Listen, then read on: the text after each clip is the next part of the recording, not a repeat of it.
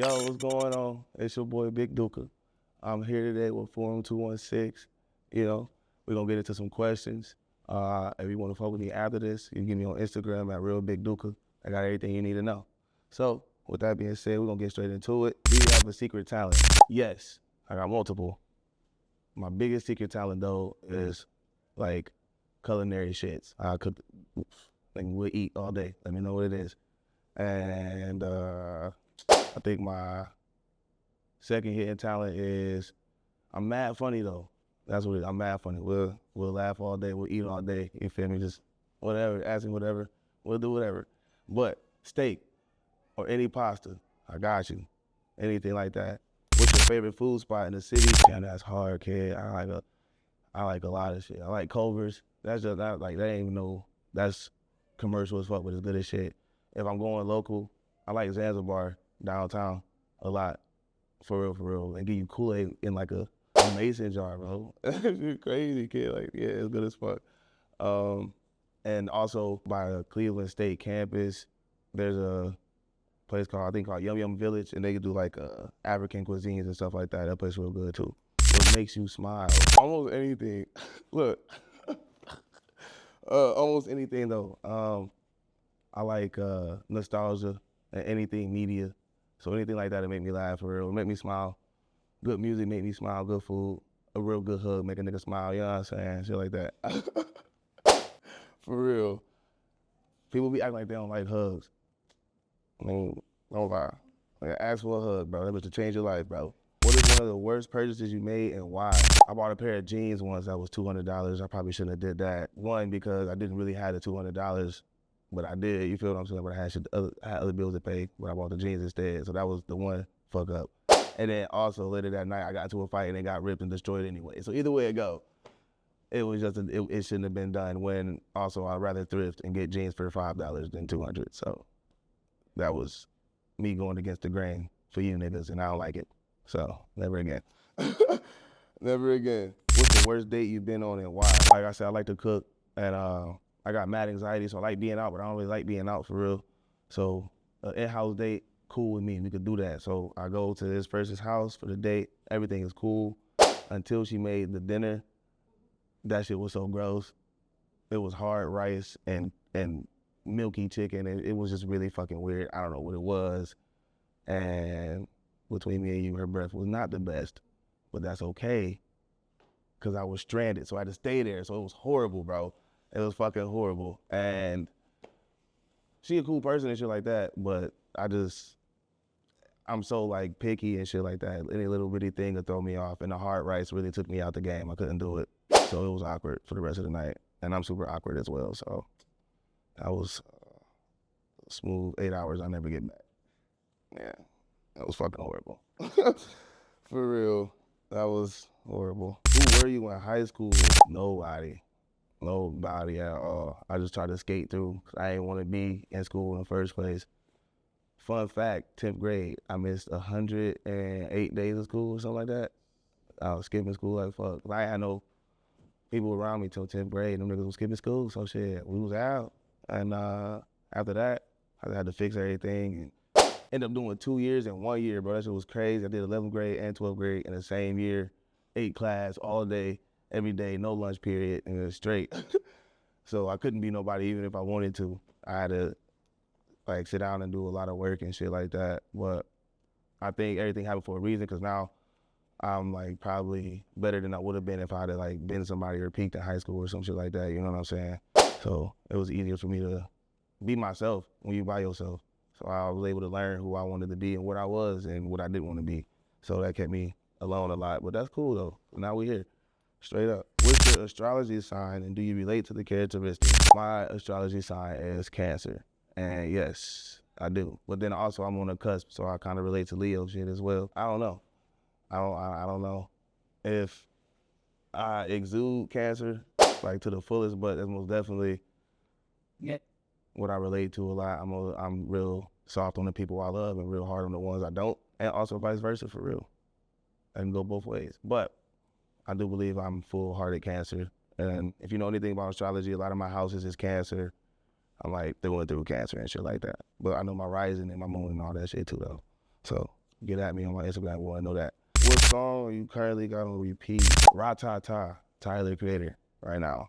That bitch hard. That bitch hard. That's all I gotta say. Chromacopia. I'm there next year. I see you there.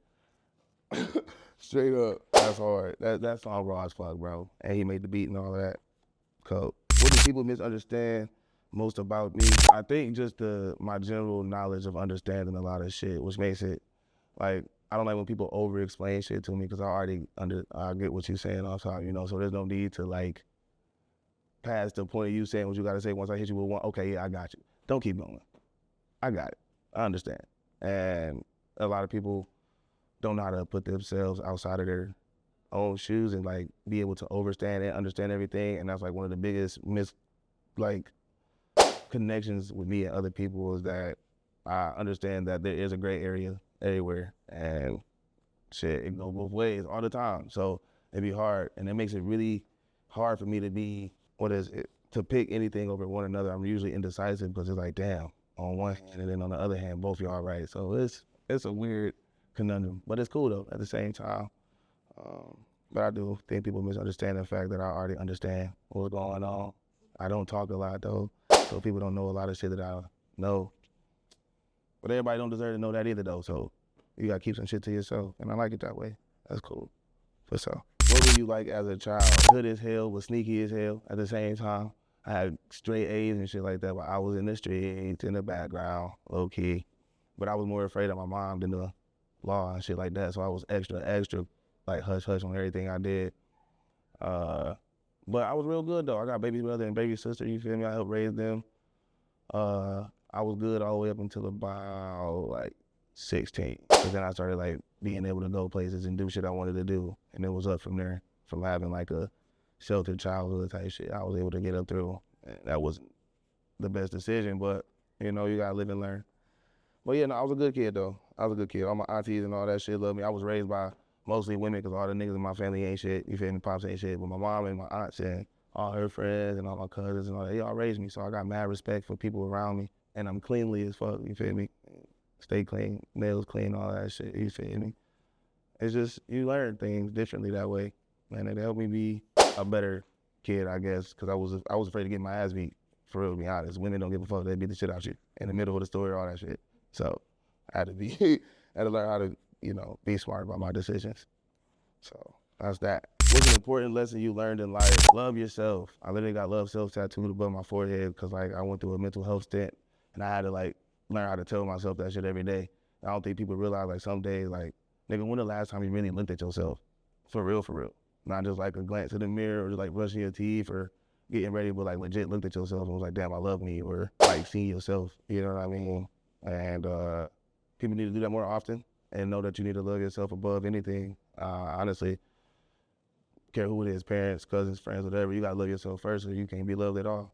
And that's really the biggest thing that I learned, because once you start loving shit, bro, it makes everything easier to understand in a way. Even if you don't like something, you can't like it unless you loved it first, you feel what I'm saying? So, or love something about it or something around it that intrigued you. So for sure, just always remember, love yourself. You know, it's like hard as possible. Take yourself on dates, treat yourself, do all that shit. Do yourself the way you should be did, you know what I'm saying, before somebody else do it. Because when they stop, then you feel kind of weird about it. What surprised you most when you started in your field? How weird people were. I started making music when I was like 18. I got signed right away and shit, and I was around like a lot of people, bigger people, and I was on like doing some shit. It's just like really realized like people are super weird, egotistical, but also I was a fresh mind to something I didn't know about. So I guess people probably always been weird, but I noticed it at that time, and I just wasn't rocking with that shit. So immediately was like, yeah, I want to be underground. I don't want to be a part of no labels, no music industry shit. That shit is so weird. And nowadays, you want to be 100, that shit creepy, the way they doing that shit. And all these niggas, I'm cool. I'm cool on that shit. But it was a shock to like start making music and think that everybody was gonna have like this artist camaraderie, and it wasn't that at all. It was like, damn, this shit is crazy. Now I've been making music for like 11 years and still shit ain't changed. So it's just like, I gotta do something different to show people that we can do shit differently. And I know that now, so, you know. My name is Big Duca. I got multiple singles on the way. I got a single out right now, Wait. You can fuck with me on Instagram at Real Big Duca. That's basically what I'm on all the time. All my links is on there. We can do whatever. I got a studio on the way. I produce, sing, engineer, do all that shit. So get with me. And I want to thank 216, Forum 216, there you go, for having me on today and letting me answer these questions and let me show you guys how my mind works.